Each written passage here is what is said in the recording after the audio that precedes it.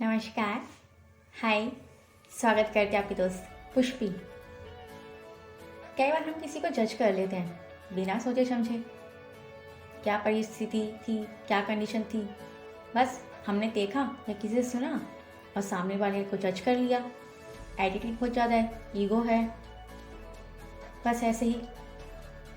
पर जब तक हम किसी को जान ना लें तब तक किसी को भी जज करना सही नहीं है।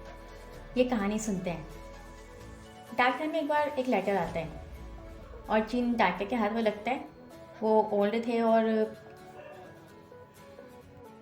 घर भी दूर था। लेकिन फिर भी वो कहते हैं कि मैं इस पत्र को देने जाऊंगा। और जब भी वहाँ पहुँचते हैं दरवाज़ा खटखटाते हैं, चिट्ठी आई है, लेकिन कोई बाहर नहीं आता। वो इंतजार करते हैं, फिर से दरवाज़ा खटखटाते हैं, अब भी कोई बाहर नहीं आया। फिर नॉक करते हैं, चिट्ठी आई है, दरवाज़ा खोलो। फिर भीतर से एक लड़की की आवाज़ आती है।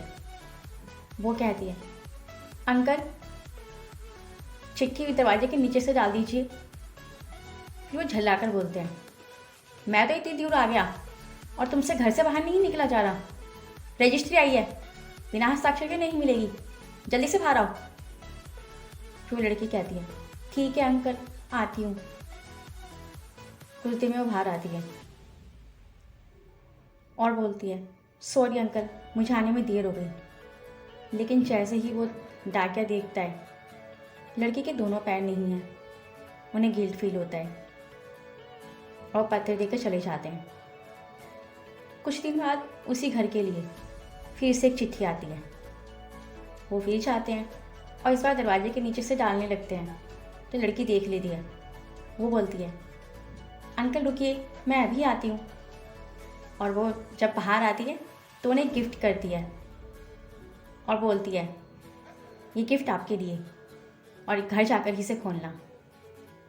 और जब पोस्टमैन घर जाता है वो देखता है उसमें एक जोड़ी चप्पल थी। उनकी चप्पल काफ़ी टूटी हुई थी और बस काम चल रहा था जैसे तैसे। उनके पास इतने पैसे नहीं थे कि वो नई चप्पल लेते। और लड़की की नज़र गई और उसने वही गिफ्ट कर दी।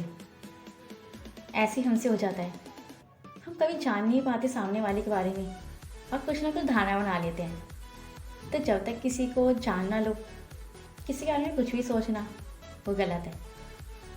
Thank you.